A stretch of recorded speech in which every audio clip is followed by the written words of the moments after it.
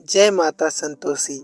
भक्तजनों, हिंदू धर्म में हर दिन किसी न किसी देवी या देवता की पूजा अर्चना की जाती है। वैसे ही शुक्रवार को माता संतोषी की पूजा का दिन माना जाता है। जो भी व्यक्ति शुक्रवार का व्रत करता है उसे जरूर माँ संतोषी की व्रत कथा पढ़नी या सुननी चाहिए। ऐसा करने से माँ संतोषी बहुत प्रसन्न होती हैं और अपने भक्तों की सभी कष्टों से रक्षा करती हैं। साथ ही ये मान्यता भी है कि पूजा के साथ व्रत कथा का पाठ करने से जीवन में कभी धन संपदा की कमी नहीं होती है। माता संतोषी अपने भक्तों को सदा ही सुखमय रखती हैं। तो भक्तों, वीडियो को आप पूरा देखिएगा, संपूर्ण कथा को सुनिएगा, क्योंकि संपूर्ण कथा सुनने से ही माता संतोषी की आप पर कृपा होगी। भक्तों, वीडियो को लाइक शेयर अवश्य करना, चैनल भी सब्सक्राइब कर लेना, साथ ही बेल आइकन दबाना ताकि आपको धार्मिक वीडियो हमारे चैनल पर शीघ्र से शीघ्र मिलती रहे। तो आइए भक्तों, सप्रेम एकाग्र मन से सुनिए। एक बुढ़िया थी, उसके 7 बेटे थे, 6 कमाने वाले थे जबकि एक निकम्मा था। बुढ़िया 6 बेटों को रसोई बनाती, भोजन कराती और उनसे जो कुछ जूठन बचता वह 7वें को दे देती। एक दिन वह पत्नी से बोला, देखो मेरी माँ को मुझ पर कितना प्रेम आता है। वह बोली, क्यों नहीं, सबका झूठा जो तुमको खिलाती हैं। वह बोला, ऐसा नहीं हो सकता, मैं जब तक अपनी आंखों से ना देख लूं मान नहीं सकता। बहू हंसकर बोली, देख लोगे तब तो मानोगे ना। कुछ दिन बाद त्योहार आया। घर में 7 प्रकार के भोजन और चूरमे के लड्डू बने। वह जांचने को सिर दुखाने का बहाना कर पतला वस्त्र सिर पर ओढ़कर रसोई घर के पास सो गया। वह कपड़े में से सब देखता रहा। 6 भाई भोजन करने आए। उसने देखा अम्मा ने उनके लिए सुंदर आसन बिछा नाना प्रकार के रसोई परोसी है और आग्रह करके उन्हें जमाया है। वह देखता रहा। 6 भाई भोजन करके उठे, तब माँ ने उनकी झूठी थालियों में से लड्डुओं के टुकड़े उठाकर एक लड्डू बनाया। झूठन साफ कर बुढ़िया माँ ने उसे पुकारा, बेटा 6 भाई भोजन कर गए हैं, अब तू ही बाकी है, उठ, तू कब खाएगा। वह कहने लगा, माँ मुझे भोजन नहीं करना, मैं अब परदेश जा रहा हूँ। माँ ने कहा, कल जाता हो तो आज ही चला जा। वह बोला, हाँ आज ही जा रहा हूँ। ये कहकर वह घर से निकल गया। चलते समय उसे अपनी पत्नी की याद आ गई। वह गौशाला में उपले थाप रही थी। वहां जाकर बोला, हम जावे परदेश, आवेंगे कुछ काल, तुम रहियो संतोष से, धर्म अपनो पाल। वह बोली, जाओ पिया आनंद से, हमरो सोच हटाए, राम भरोसे हम रहें, ईश्वर तुम्हें सहाय। दो निशानी अपनी कोई, जिसको देख धरूं मैं धीर, सुध मत हमारी बिसारियो, रखियो मन गंभीर। वह बोला, मेरे पास तो कुछ नहीं है, ये एक अंगूठी है, सो ले लो और अपनी कुछ निशानी मुझे दे दो। वह बोली, मेरे पास क्या है। इतनी बात कहकर उसने उसकी पीठ पर एक गोबर के हाथ की थाप मार दी। फिर वह चल दिया। चलते चलते दूर देश पहुंचा। वहां एक साहूकार की दुकान थी। वहां जाकर कहने लगा, भाई मुझे नौकरी पर रख लो, साहूकार को जरूरत थी। वह बोला, रह जा। लड़के ने पूछा, तनख्वाह क्या दोगे। साहूकार ने कहा, काम देखकर दाम मिलेंगे। साहूकार की नौकरी मिली। वह सुबह 7 बजे से 10 बजे तक नौकरी बजाने लगा। कुछ दिनों में दुकान का सारा लेन देन, हिसाब किताब, ग्राहकों को माल बेचना, सारा काम करने लगा। साहूकार के 7-8 नौकर थे। वे सब चक्कर खाने लगे और कहने लगे, ये तो बहुत होशियार बन गया है। सेठ जी ने भी उसका काम देखा और 3 महीने में ही उसे आधे मुनाफे का हिस्सेदार बना लिया। वह कुछ वर्ष में ही नामी सेठ बन गया और मालिक का सारा कारोबार उस पर छोड़कर चला गया। इधर उसकी पत्नी पर सास ससुर दुख देने लगे। सारी गृहस्थी का काम करा के उसे लकड़ी लेने जंगल में भेजते। इस बीच घर के आटे से जो भूसी निकलती उसकी रोटी बनाकर रख दी जाती और फूटे नारियल की नारेली में पानी। एक दिन वह लकड़ी लेने जा रही थी कि रास्ते में बहुत सी स्त्रियां संतोषी माता का व्रत करती दिखाई दी। संतोषी माता का व्रत कर देख वह वहां खड़ी होकर कथा सुनने लगी और पूछा, बहनों, तुम किस देवता का व्रत करती हो और उसके करने से क्या फल मिलता है? यदि तुम इस व्रत का विधान मुझे समझाकर कहोगे तो मैं तुम्हारा बड़ा एहसान मानूंगी। तब उनमें से एक स्त्री बोली, सुनो बहन, ये संतोषी माता का व्रत है। इसके करने से निर्धनता, दरिद्रता एवं समस्त परेशानियों का नाश होता है और जो कुछ मन में कामना हो सब संतोषी माता की कृपा से पूर्ण हो जाती हैं। तब उसने उनसे व्रत की विधि पूछी। तब उन स्त्रियों में से एक भक्तन स्त्री बोली, सवा आने का गुड़ चना लेना, इच्छा हो तो 5.25 रुपए का लेना, या आप 1.25 रुपए का भी अपनी सहूलियत के अनुसार ले लेना। बिना परेशानी और श्रद्धा व प्रेम से जितना भी बन सके पेड़ा सवाया लेना। प्रत्येक शुक्रवार को खाली पेट रहकर कथा सुनना। इसके बीच क्रम टूटे नहीं, लगातार नियम पालन करना। सुनने वाला कोई न मिले तो घी का दीपक जला उसके आगे जल के पात्र को सामने रखकर कथा कहना। जब कार्य सिद्ध न हो नियम का पालन करना और कार्य सिद्ध हो जाने पर व्रत का उद्यापन करना। 3 मास में माता फल पूरा करती हैं। यदि किसी के ग्रह खोटे भी हों तो भी माता वर्ष भर में कार्य सिद्ध करती हैं। फल सिद्ध होने पर उद्यापन करना चाहिए, बीच में नहीं। उद्यापन में 2.5 सेर आटे का खाजा तथा इसी परिणाम से खीर तथा चने का साग करना। 8 लड़कों को भोजन कराना, जहाँ तक मिले देवर जेठ भाई बंधु के हों, ना मिले तो रिश्तेदारों और पास पड़ोसियों को बुलाना, उन्हें भोजन करा यथाशक्ति दक्षिणा दे माता का नियम पूरा करना। उस दिन घर में खटाई न खाना। ये सुन बुढ़िया के लड़की की बहू चल दी। व्रत का प्रण करना और माता संतोषी का दर्शन देना। रास्ते में लकड़ी के बोझ को बेच दिया और उन पैसों से गुड़ चना ले माता के व्रत की तैयारी करने आगे चली और सामने मंदिर देखकर पूछने लगी, ये मंदिर किसका है? सब कहने लगे, संतोषी माता का मंदिर है। ये सुनकर माता के मंदिर में जाकर चरणों में लौटने लगी। दीन हो विनती करने लगी, माँ, मैं निपट अज्ञानी हूँ, व्रत के कुछ नियम नहीं जानती हूँ, मैं बहुत दुखी हूँ। हे माता, हे जगत जननी, मेरा दुख दूर करो, मैं आपकी शरण में हूँ। माता को दया आई। एक शुक्रवार बीता कि दूसरे को उसके पति का पत्र आया और तीसरे शुक्रवार को उसका भेजा हुआ पैसा आ पहुंचा। ये देख जेठ जेठानी मुंह सिकोड़ने लगे। लड़के ताने देने लगे। काकी के पास पत्र आने लगे, रुपया आने लगा। अब तो काकी की खातिर बढ़ेगी। बेचारी सरलता से कहती, भैया कागज आवे, रुपया आवे, हम सब के लिए अच्छा है।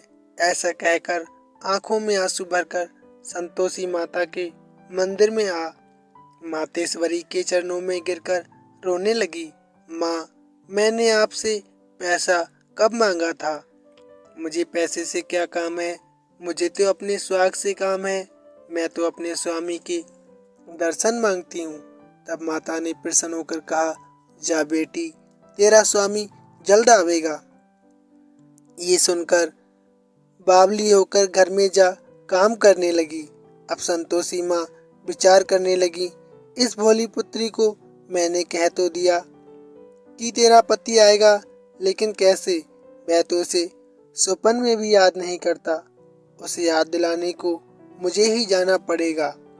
इस तरह माताजी उस बुढ़िया के बेटे के पास जा स्वप्न में प्रकट हो कहने लगी, साहूकार के बेटे सो रहा है या जागता है? वह कहने लगा, माता सोता भी नहीं, जागता भी नहीं, कहो क्या आज्ञा है। माँ कहने लगी, तेरे घर बार कुछ है या नहीं। वह बोला, मेरे पास सब कुछ है, माँ बाप बहू, क्या कमी है। माँ बोली, बोले पुत्र, तेरी बहू घोर कष्ट उठा रही है, तेरे माँ बाप उसे परेशानी दे रहे हैं, वह तेरे लिए तरस रही है, तू उसकी सुध ले। वह बोला, हाँ माताजी, ये तो मालूम है, परंतु जाऊं कैसे, परदेश की बात है, लेन देन का कोई हिसाब नहीं, कोई जाने का रास्ता नजर नहीं आता, कैसे चला जाऊं। माँ कहने लगी, मेरी बात मान, सवेरे नहा धोकर संतोषी माता का नाम ले, घी का दीपक जला, दंडवत कर दुकान पर जा बैठना। जब सुबह सब कार्य करके वह दुकान पर गया तो देखते देखते सारा लेन देन उसका चुक गया, जमा का माल सारा बिक गया। सांझ होते होते धन का भारी ढेर लग गया। अब बूढ़े की बात मानकर वह नहा धोकर संतोषी माता को प्रणाम कर घी का दीपक जला दुकान पर जा बैठा। थोड़ी देर में देने वाले रुपया लाने लगे, लेने वाले हिसाब लेने लगे। कोठे में भरे सामान के खरीदार नगद दाम से सौदा करने लगे। शाम तक धन का भारी ढेर लग गया।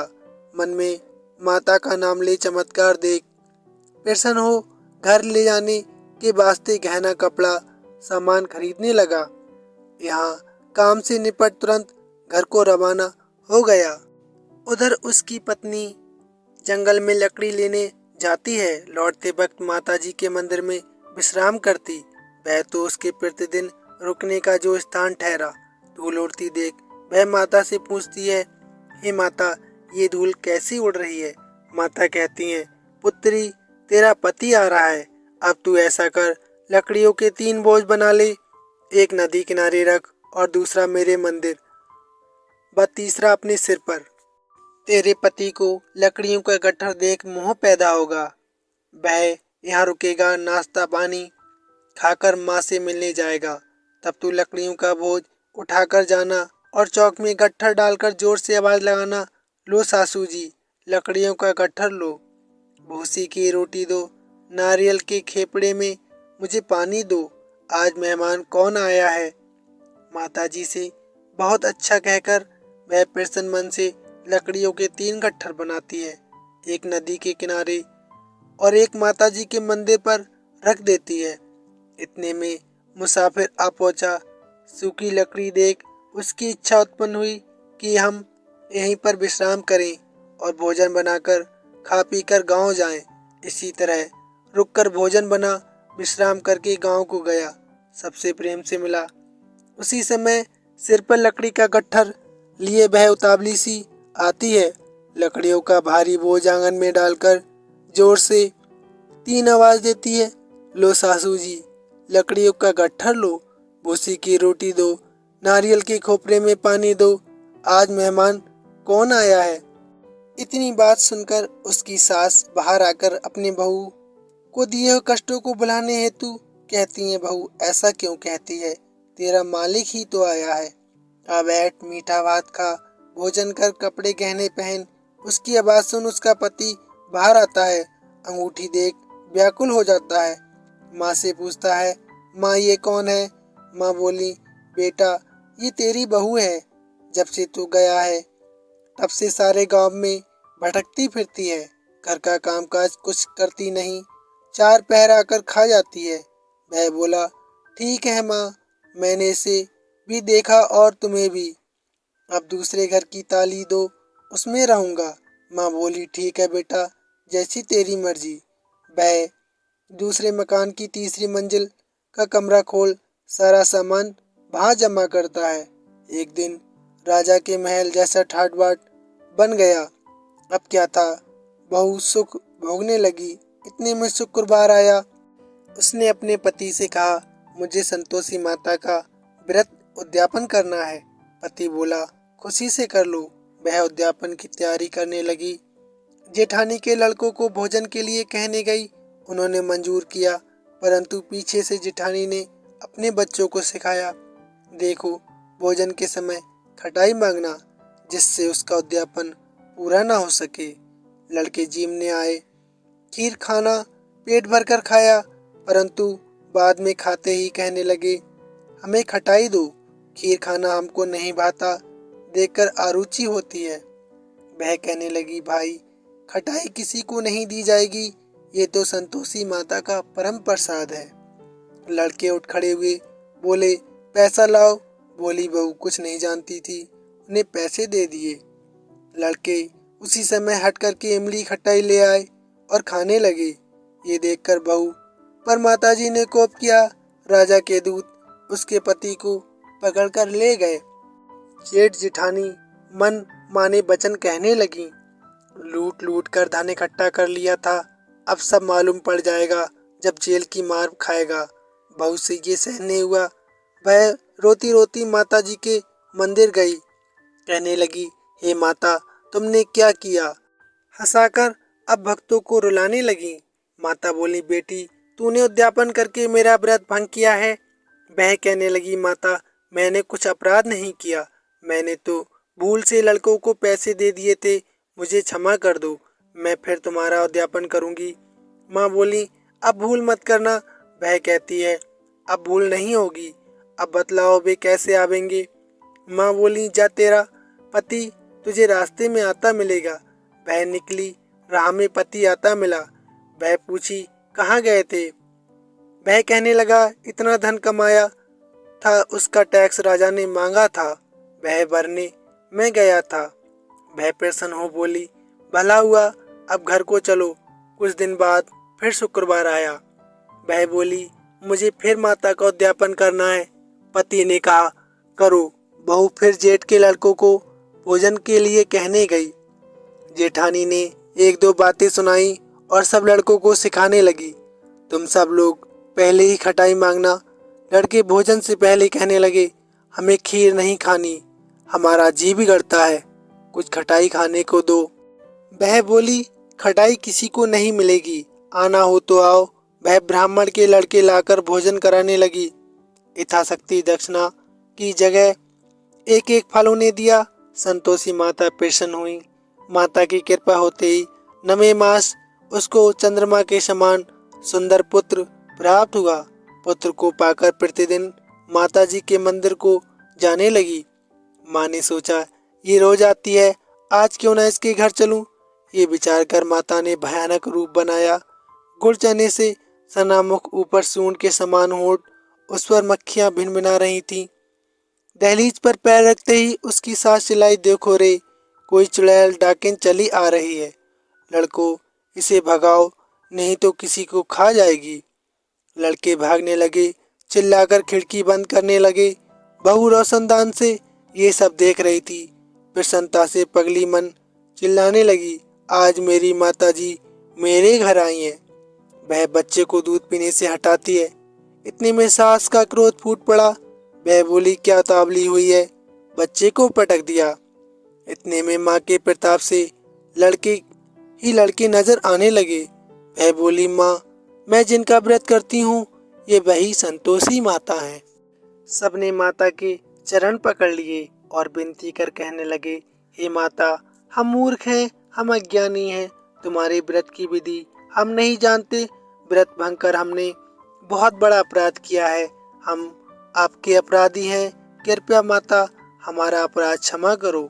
इस प्रकार माता प्रसन्न हुई और सभी को माता ने आशीर्वाद दिया। सब सकुशल प्रसन्न मन से रहने लगे। तो भक्तों, कथा संपूर्ण सुनने के लिए आपका बहुत बहुत धन्यवाद। वीडियो अच्छी लगी तो प्लीज़ कमेंट में अवश्य बताइए और साथ ही अवश्य लिखना, जय संतोषी माता, जय संतोषी माता, हे माता कल्याण करो, हे माता कल्याण करो।